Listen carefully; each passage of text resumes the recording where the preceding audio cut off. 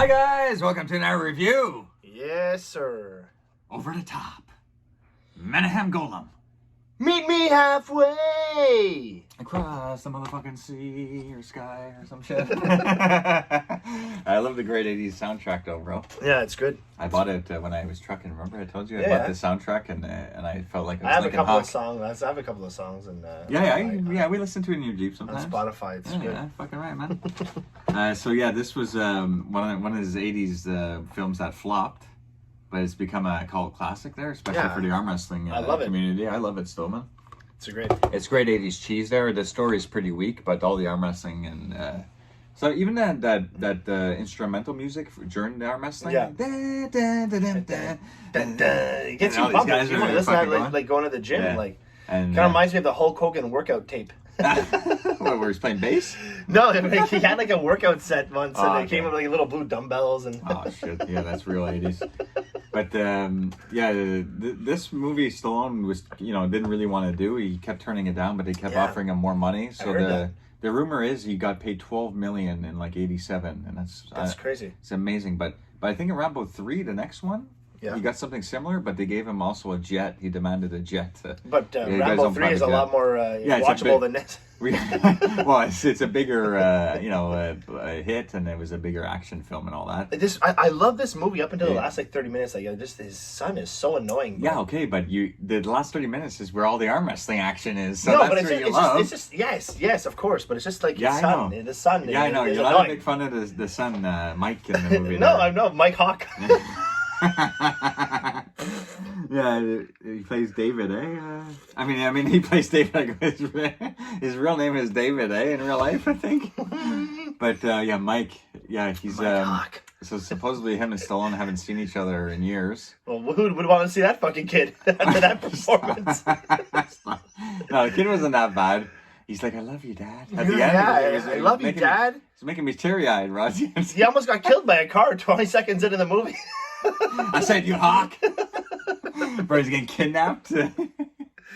He's like 10 years old. He's buying private jet planes. But that's what I'm saying. Goes in Vegas. He enters a fucking casino at 10 years old. Yeah. You know what I mean? Like, okay. At the end, when he like takes his grandfather's car and he goes to the airport. Okay, all that. He's 10 years old. He's driving a car. Yeah. Bro, he's in, where is he? Like in LA, and he makes his way to Vegas at 10 years old, driving these highways. Like he's in Beverly Hills, and but what I thought they would, because he learned how to drive with his dad. He was driving a truck. So it's not the same thing as driving a car. Well, it's harder to drive a fucking Class 1 truck. Yeah, I know. But listen, what I'm saying is in the movie, it's a nice road trip movie too. That's why I like a lot of nice scenery and all that shit. But there's this fucking scene where he teaches his son, you think it's fucking easy to drive this. Yeah, that's it. You drive, genius. He's like, I once drove a dune buggy or some shit. He's like, oh, wow, okay. So, but then he starts fucking doing it, and it's manual. He's fucking shifting and everything, so he's actually doing it. That's fucking hard. But I think the car he's driving is probably automatic, so he's just pushing the pedals. But since he taught him how to drive the truck, they should have had him fucking drive to L.A. since he's already in Beverly Hills. Yeah. Instead of fucking he's going through the luggage department and in the airports and all this. Instead of doing it that way, he should, even if like the time difference didn't make sense, when the match was, then have him fucking leave at nighttime, Yeah, that's it. Bounce and sneak out of his house at nighttime, Yeah, but I understand what you mean, like all the airport bullshit. Yeah, it's like nonsense. Like, and what, he just went to buy a ticket? Yeah, he's there, he's like, hey, let me get a ticket. No adults necessary here. A 10-year-old buying a ticket to Vegas. Is that even, but the 80s, you just don't know. I can't remember. I wasn't this age in the 80s. I was born in the 80s, but... And how does he even know what hotel... Bro, Vegas is full of hotels. What hotel is it in? Not once did they say the hotel. But good for him, but he's in the airport and they're showing them on the TVs. And it says the Hilton, so he's... So he knows where to go. So... And he just makes his way to the Hilton on Las Vegas Strip. I mean, the story is cheeseball. What I hate the most about the movie, though, is the mother scenes. And even the way it looks in the hospital, where she's, like, talking on the phone. She's like, I know, but you have to try. Do it for me. And all this shit. Yeah. And whatever. And then they have her die? I mean, that's a bit much, It's a little too much, Yeah, so it's a bit like, was that necessary, that storyline, to have a mom in that shape? She didn't meet Lincoln halfway, that's for sure. There's like a couple of weird scenes where he does a little stint in prison because he puts his fucking truck through the Mr. Cutler's fence there. The grandfather of Mr. Cutler is played by Robert he drove Loggia. through his house. Yeah, he drove to the front door. Oh yeah, that's true. He gets arrested and he's on the railing. Yes. He's like, no, Mike. He knows his life is over. But then he just signs over custody, so he gets let out of prison. Yeah, that's it. And whatever. So everything's okay there. But yeah, the old guy, the grandfather, Robert Loggia, he's a good actor there. No, he's pretty good. I like the Scarface there. And his main henchman. Yeah, Terry Funk. Terry Funk. Mr. Cutler is talking to you. Bro, he's a big bastard in real life, that fucking guy, though. Like, he's a big Texan. And he's got a hell of a haircut there. There's always barber college. What am I supposed to do? That's it. So yeah, he had a big stint in movies there, in Roadhouse, Over the Top, in the 80s and all that I think he maybe played in a couple of other movies. Yeah, for sure. I can't. I don't know his filmography. But even in some like B movies, I mean, you can call this a B movie, but it's still a classic, you know. Yeah. You remember the show The O.C.? You ever watch that show? I never watched it, but I know. Okay, well, I used to watch it when I was younger, and there was one episode where Peter Gallagher, the father, he's like talks to the two kids there, Adam Brody and Ben McKenzie or whatever. Okay. And he's like, okay, we're gonna watch the movie Over the Top. And Adam Brody goes, "Is that the arm wrestling movie there? It's long." He goes, "Arm wrestling classic," you know, like Peter Gallagher. So it was just funny. They had like an episode devoted to this movie and that show. No, it's a good movie. Yeah, but it's like it ended up becoming a cult classic. And if you're into arm wrestling, which we become in the past year, that's right. We do exercises and training for it. Shit, we have to buy a fucking arm wrestling table still. But yeah, and we're going to go see some events probably. September 3rd, one of our favorite arm wrestlers, a Canadian guy, Matt Mask, he's arm wrestling. Yeah, in Toronto there. Yeah, that's right. We're going to take September. Hopefully we can get some VIP passes. We can do some behind the scenes pulling with maybe pay extra for that. But before that, we have the big super match. The whole arm world, the wrestling world. This is like WrestleMania 3, Hulk Hogan versus Andre the Giant, bro. Like this is like or 6, David versus Goliath, or 6 with the Ultimate Warrior and Hulk Hogan. Yeah. But bro, it's big. It's Devin Lorette, which is like on our eyes the world's number one, and he's our neighbor almost. He lives in Ottawa. It's not too far away. Maybe about 45 minutes away. So and he's fighting Levon. Yeah, the mountain, this big beast of a guy. He's an underdog, but in my eyes, Devin's never been stronger. So if you're a big arm wrestling fan, you know who I'm talking about, Devin Larrett, and he's taking on Levon. But that's what's really good about arm wrestling now is that it's breaking into more socially with Larry Wheels and bigger promoters. Yeah, and, Devin just did a boxing match with the Mountain, so his name's getting out there. Like he's popular now. His YouTube channel, he has almost like 500,000 subscribers. Yeah, that's it. Devin, and he's so like that's it. He's breaking out of like just arm wrestling world now. He's known in there's a lot of people rooting for genres. Him. Yeah, he is the underdog, but he's if he does this, if he shocks the world, it's gonna be fucking one of the craziest things ever for arm wrestling fans. Yeah, for sure. So I'm definitely looking forward for that match in June 25th, Devin versus Levon, and September we want to go to. We want to see it live, Toronto. A live Matt Mask. A road trip down there, maybe, for sure. I think honestly Devin would be in his corner because Matt Mask wants to fly to Dubai to be in Devin's corner. I think, but he's going to Turkey too, Matt Mask. He's got a lot of matches lined up. For sure, I hope he starts to pin some wins together again because he dropped a couple matches, but he's been training with Devin, so hopefully. Eating those pancakes, get them that's it. But yeah, anyways, back to the movie. So yeah, the story is pretty cheeseball, but what I love about it is the fucking scenery, the road trip vibes, Absolutely. Yeah, there's some fun moments where he's in the truck and he has his workout fucking thing. Yeah, he's pulling down there. He's trying to teach his son about it. I really like some of the the scenes too, like at the fucking truck stop, man. Like where the guy's like, "You hawk." Yeah, I said you hawk. You hawk. I hear you're the man to beat. You're the man to beat. But this guy's been waiting there for like what days in this truck stop for Hawk to show up? He just so happened to bump into him. And what is Bull doing there? Yeah, that's it. He just comes out of the woodwork in the back. Yeah, what was he doing back there? Everyone's in this truck stop. Is this the only truck stop in town? Fuck.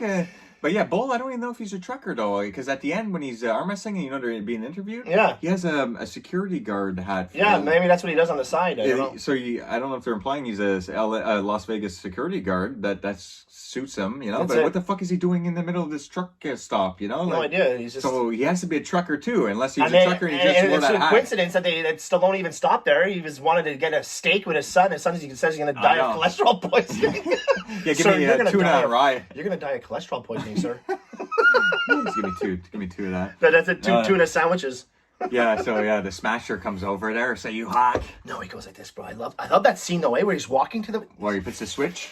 Does the switch? Yeah, but he's walking to and he's like all pumped up. Yeah. There's some good scenes. Like it's good. He turns his hat like this. Yeah. It's like a switch. And he gets some. But the funny thing is like, as now we know arm wrestling, so we see the things, and we were talking about it, just going to get our coffee, we're doing and stuff. Yeah, that's it. And he has him in a winning position, but he's acting like he's losing. He's losing. He completely has his wrist pronated. Yeah, because in arm wrestling, you're supposed to go like 50-50. Okay, like 50-50. Yes, right. But at the start, you can see Stallone's wrist is completely pronated in a power position. But for the movie, obviously, he's got to show like he's losing. And he comes back. Whatever. It's the only real arm wrestling movie. That's it. Fuck. There's no other arm wrestling movies, really. We forgot to mention that there was an actual real tournament. Oh, of course, yeah. This is based the day before they started filming their actual tournaments. There was an over-the-top tournament where John Brzenk won the actual world-famous arm wrestler in the arm wrestling world. He's his longest time number one. He's pretty. I mean, Devin just beat him a few months ago. Yeah. I mean, there's a big age difference there, about like 13 years or something. But John Brzenk is pretty much like the number one of all time when you think of the sport there. But now he's not. He's over the hill, but he's still active and he's still very good. Yeah. But John Brzenk won the truck that you saw. But he's not even a trucker, so he ended up selling the truck and stuff in real life. And he's got a very small little... You see him in the arm wrestling tournament. Very quick. He's just there. You see him, and he pins the guy really, really quick in the movie. There's a couple pro... I think even Cleve Dean, I was telling you. I think you see him a quick scene. They're scattered around there, and some guys you see at the beginning, they're winning, and then you don't even see them lose, and they're not in the that's it. Final round. Like John Brzenk, you see him quick, the camera's right on him. You see him clear as day, it's him. You can't miss that hair, right? That Brzenk fucking blonde hair. He just fucking pins the guy really quick, and then you never see him again.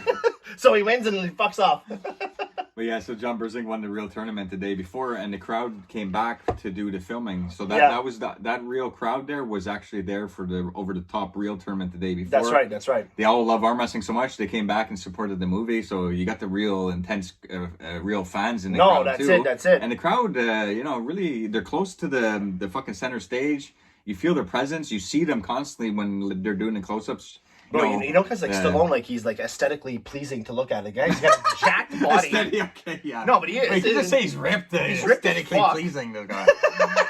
Okay. No, but I mean, you think he pulled the Brzenk for real? Brzenk just fucking. Oh yeah. Oh no way. He couldn't stand a chance, bro. Even. What about the big guys? You think Brzenk? I wonder if Brzenk really pulled these guys in real life. Yeah, he probably did, but they couldn't even stand a chance, bro. Bull is a massive guy though. He's like 400 pounds. Everybody in that film is fucking huge except for fucking Stallone. Well, no, Harry Bosco, the black guy. Yeah. You see a fire plug, and I'm gonna light him up. Bro, what about the Alka-Seltzer plug-in? Well, he has the Alka-Seltzer. That's the Harry Bosco fuck. And then he loses on a false start, he thinks. Yeah, he's just I wasn't ready. And he got 8 refs taking him down, and that little skinny guy.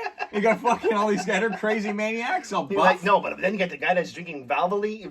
Oh, John Grizzly. Yeah, he's eating a cigar. Oh, my God. Bro, what a psychopath. It's a laugh riot when you start getting to these characters. Fuck the story now. Let's get to the arm wrestling. He's wearing a FUBAR shirt, fucked up beyond all. Yeah. But they're at the weigh-in, and John Grizzly's getting weighed, and he's like 238. And Stallone gets weighed as he goes 190. He gets off the scale. 190 my ass. He's like 150. Nah, he's probably like 180 or whatever. But he gets off the scale, and then John Grizzly's like all gentlemanly. He goes, "Oh, excuse me.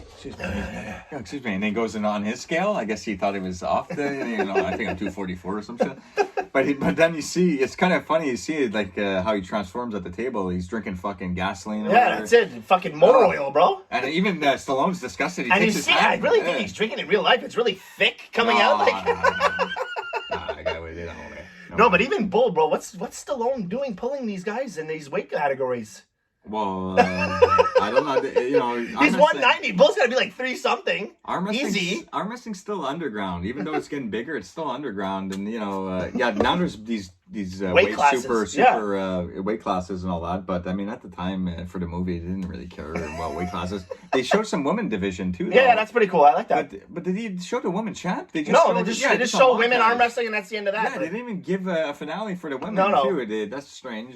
But at least they gave some. Those girls are actual arm wrestlers, man. They're fucking. No. They look jacked, and they look like. Oh, did you see the guy that broke his arm?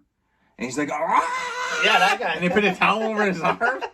That really happened. That wasn't planned. That guy really broke his arm. You see it pop right there, and he takes a second. He's like, bro, there's also too. There's one of them fucking big jacked guys that is arm wrestling. He's got like a white tank top. He was in Rambo 3. That fucker. Oh yeah, that big jack bastard. Yeah, there's a couple of guys. There's always a couple 80s guys that crisscross in his movies. Yeah. But some of the music is I like though in the soundtrack. Meet Me Halfway. What was the other songs? All I Need Is You. Yeah. And the kid keeps shouting off the radio. He goes, "That's a nice song, man." All I need is you. This kid is annoying, bro. I don't like him. Well, what is that stunt where he runs off out of the truck and that's what I'm saying. That's what I said in the beginning of the review. Yeah. Like this guy, 20 seconds in the movie, almost died. Like I know it's some strange stuff he's. I don't like him. I mean, I don't mind the kid. But yeah, you're right. The story is kind of. Then he gets kidnapped. You know? Like well, the grandfather needs his kid back. One scene that we didn't mention that I actually really like too, because it kind of reminds me of like the Wizard vibes, is where he arm wrestles the kid he shows his kid how to kind of arm wrestle against some better kid. But yeah, they're playing around some fucking video arcade machines. Video arcade machines, see a big Nintendo thing. And the truck is used in the Wizard. I guess it's a prop truck, the Lincoln Hawk original truck there. This one here, the orange one there he has at the beginning. The one that's falling apart with the pictures of his son everywhere? But there's a scene where the big black guy there that plays the boss. Plays with him in Lockup there. Mm-hmm. The big black guy. He's in the Wizard and he drives that truck. And I even did a video on that, comparing the versus video of the Wizard and Over the Top using the same prop truck. It's a bit strange, but yeah, just but a little tie in there. No, but it's also, he picks up his son. His son's just like, "Sir, can I ask you a question? Why do you have so many pictures of me?" It's like, "I'm your fucking father, asshole. Like, what the fuck's wrong with you, kid? Like, shut your mouth." And he's like, "Well, you never even cared." And he's like, I wrote you all the time. Yeah, I wrote you all the time. I wrote you on your birthday. But he finds those letters after. Yeah, he finds those letters, I think the grandfather was hiding them or something. Mm-hmm. Or maybe the mom, I don't know. Someone was hiding them, but... But you never really understand why the mom left them, because he seemed like... Apparently he left because... He says it later on to the character there, the grandfather. Yeah, I know, but you pushed us away, you drove us away, like... I know, but it's they never understand. And then all of a sudden she's dying, and now she wants him back in her life with the kid. Like, why couldn't they have a relationship all those years before? Like, I don't know. It just seems odd, but I mean, whatever. Like it's like we said, like it's like 80 cheese. Like there's so much shit that happens in these movies that were just unexplainable. Like I don't like a 10-year-old kid driving from LA to fucking Vegas. No, I don't care about the story. I like the scenery, the driving vibes, and the arm wrestling and the music for the most part. I like a lot there. That's right. Yeah, there's even some fun scenes where he's kind of working out, and there's like the sun's going down in the background. Yeah, and he's doing his exercises. He's doing them outside with his kids, showing them how to work out and stuff. It's some nice moments like that. But that's it. But yeah, it's all about the arm wrestling, and we're heavy into arm wrestling now, so we figured we'd review this movie. It's a great movie. It's it's pretty much the only one. That's it. That's what I was literally just gonna say that. You took the words out of my mouth, because like if you're a hockey fan, football fan, basketball fan, you have 20 movies, 30 movies. You know what I mean? Like if you're an arm wrestling fan, like got into arm wrestling. Be another arm wrestling movie I'm not thinking about. Bro, my mind keeps going to Ernest in jail. Ernest goes to jail. That arm wrestling scene where the guys like things like that don't count. Like a full blown fuck, they're in Vegas for the tournament and they don't have anything. And it's kind of funny when he loses, because he loses the first match against John Grizzly. Yeah. And for that match, it's a double elimination. Double elimination. He doesn't lose yet. Yeah, and it's like a fucking semifinal. But then, for the final, it's a one shot. It's the bottom 8 there, the top 8, the final 8 or whatever. So, so there it's, he loses and comes back and wins. But then the semifinals and the finals, it's just a one-off. I don't understand the layout of this tournament, and all this shit. So when he loses, it's a double elimination, but there's no way he's gonna try to beat both. And then he goes upstairs after he lost, and Frank, I call him Frank. What's this? We'll have a half hour between matches? Hour, and listen here, Fuck. $500,000 in '87 and a truck to just fucking bounce and leave your kid behind. Like, that's a tempting offer. No. That's like, he hasn't seen his kid in 10 years, so I mean, he can go another 30 without seeing his kid and just enjoy that 50,000. But he doesn't understand why he's offering him that because he already signed the custody papers over. That's right. But he doesn't realize that his son ran away. Ran away to go see him. So the old guy's like, listen, if you see him, kind of, that's what he's implying here. Take the money, leave, get out of our lives. So, even though he came and seen you, he'll see that you don't want him, and you'll have to come back with me type of deal. But he doesn't even know what he's But fuck it, he's going to give him a brand new truck and $500,000 fucking dollars. In '87's a lot of money.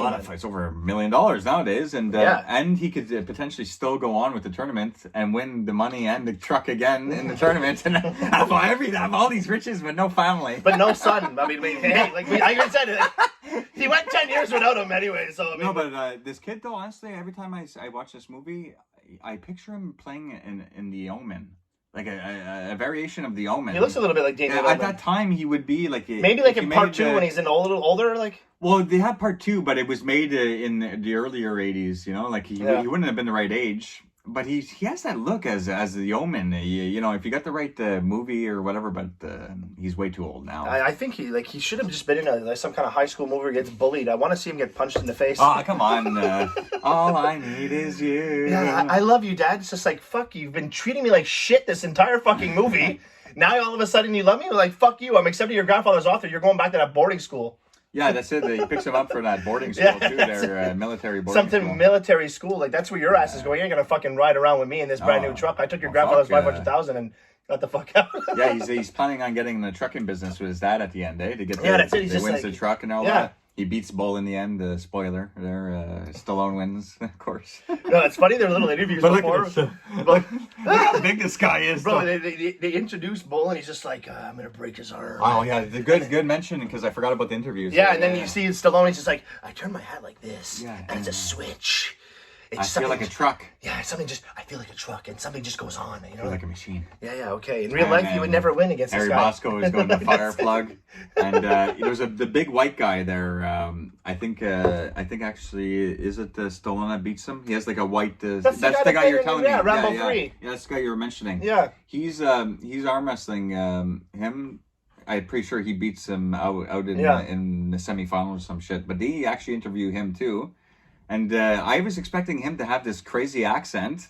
Or like, I thought, because at the beginning they're going, all these guys from France, Spain, Italy. So when they had that guy talk, I was expecting he sounded like perfectly Canadian or American. No, but there was one guy they mentioned. You from see him? Canada. Yeah, Canada. He was a Canadian champion. And he was going against Bull before in the semifinals. And Bull beat him. And he's going, no! And Bull goes, yeah! Fucking pins him. Real fucking But if it was the real Canadian champion, it was Devin, and he would have won the whole thing. Not even Burzing. Oh, yeah. No, but Burzing then would have beat him then. Yeah, because Devin was way too young. Yeah, Burzing was only 23 in that time, so Devin was 10. There's no way. Devin was the son running around like a little bitch. Yeah. But yeah, it's just this was a quick little review because we love arm wrestling and it's not the greatest. I mean, out of all the Stallone movies, it's not one of the greatest. It's not one of the greatest. It's probably one of the top 10, of course. But yeah, it's not the greatest Stallone movie, but it's holds a place on our heart. Yeah, and we love this movie. And we're crazy into arm wrestling nowadays, and there's lots of arm wrestling buzz with the Devin match and guys that we follow. That's right. You talk to Matt Mask sometimes there. You message him. So yeah, it's just fun to talk about arm wrestling. At least they get this is the only true movie on arm wrestling. If they make an over the top part 2, they're gonna have Matt Mask in there and Devin But why even make a part 2? Just create a whole new movie. And I would love that. I would love that. You don't fucking need to attach anything to over the top. I mean, come on, it's 34 years ago or 35 years ago. It's over. The sun comes back after. This movie bombed. They're not going to have no fucking winner on their hands if the sun comes back and the Stallone's in his corner. Fuck it. They're going to try to make him the coach in Creed and the coach in Over the Top. Go over the top. Mike Cock. My cock. My cock. Yeah, the inside joke there. They did it on purpose. That was for real. They're a bit immature, the fucking producers there. The Canon group there. Yeah, all I need is you. But the other good song there, was it? In this country, a hot sun open. I don't know, but it's good though. It's good. But yeah, there's not much else to say there. We had a good time revisiting this one, and we love arm wrestling. So yeah, we had to give it a watch there. But it's a cheeseball classic, definitely. There's the story's cheeseball, but it's a good time if you like. You're watching guys fucking strain and scream. Yeah. It's a good little fucking story for its, you know, for it's, you know what I mean. But like I said, it's all about the scenery, driving aspect there, right. the arm wrestling, the music. And it's only about 90 minutes. It's not a fucking long movie. It goes quick, you know. And I like the Las Vegas setting, though, for the final matches. Especially at nighttime when he brings them on top to look down at the truck and you see all the lights and all that shit. So I really do enjoy the scenery, the mountain. Even when they're driving away from Las Vegas in the new truck.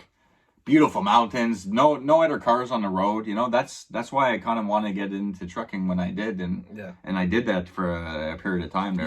You should have got a big fucking hawk as symbol. Yeah, put it on the top there.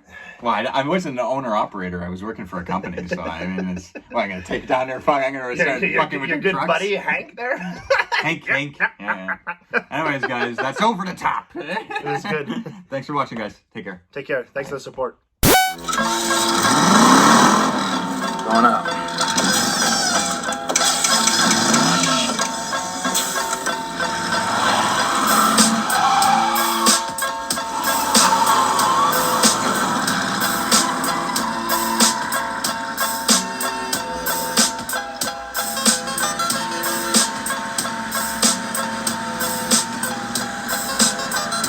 In the office, baby.